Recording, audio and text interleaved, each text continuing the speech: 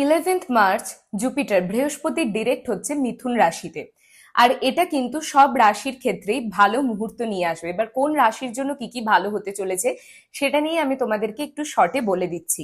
মেষ রাশির জন্য কেরিয়ার আর সোশ্যাল সার্কেলে উন্নতি আসবে, তোমাদের নতুন রেসপন্সিবিলিটিস বাড়বে। বৃষ রাশির আর্থিক উন্নতি হবে এবং তোমাদের যা যা টাকা পয়সা আটকে আছে সেগুলো তোমরা পুনরুদ্ধার করতে পারবে।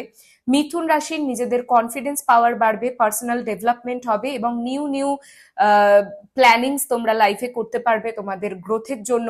কর্কট রাশির মানসিক শান্তি আসবে এবং তোমরা অ্যাব্রডে ট্রাভেল করতে পারো জবের সূত্র, এবং এমনিতেও তোমরা অ্যাব্রডে যাওয়ার চান্স পাবে। যে কোনো হায়ার স্টাডিজের জন্য ভালো টাইম। সিংহ রাশির জন্য সোশ্যাল সার্কেল ভালো হবে, ফ্রেন্ডশিপস ভালো হবে, নেটওয়ার্কিং বা পার্টনারশিপ বিজনেস থেকে ভালো লাভ আসবে, যে কোনো বড় অ্যাচিভমেন্টস তোমরা কমপ্লিট করতে পারবে। কন্যা রাশির জন্য কেরিয়ারে বড় ব্রেক থ্রু আসবে বা প্রমোশন আসবে, তোমাদের সিনিয়রদের থেকে তোমরা প্রশংসা পাবে।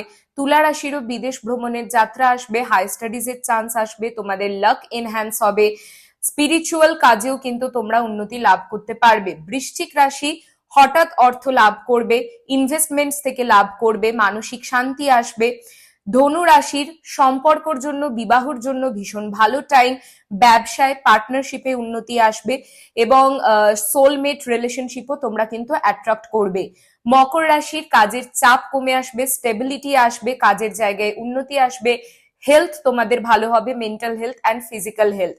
কুম্ভ রাশি রিলেশনশিপের জন্য ভালো টাইম, হ্যাপিনেস বাড়বে, যে কোনো সম্পর্কে নতুন প্রেম আসার সম্ভাবনা অনেক বেশি আছে, যে কোনো ক্রিয়েটিভ ওরিয়েন্টেড ফিল্ডে তোমাদের কিন্তু আরো উন্নতি নিয়ে আসবে এই টাইম।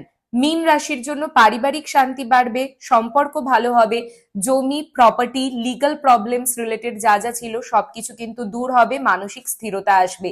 আর এই টাইম ফ্রেমটা কিন্তু থাকবে একদম 2026-এর ডিসেম্বরের মাঝামাঝি টাইম অবধি। কাজেই পজিটিভ ম্যানিফেস্টেশন করা কাল থেকে স্টার্ট করে দাও। যে কোনো ভালো জিনিস করতে যাওয়ার আগে থার্ড আই চক্রাতে হলুদ চন্দন দিয়ে বেরোনো একদম ভুলবে না। ভালো থেকো, সুস্থ থেকো।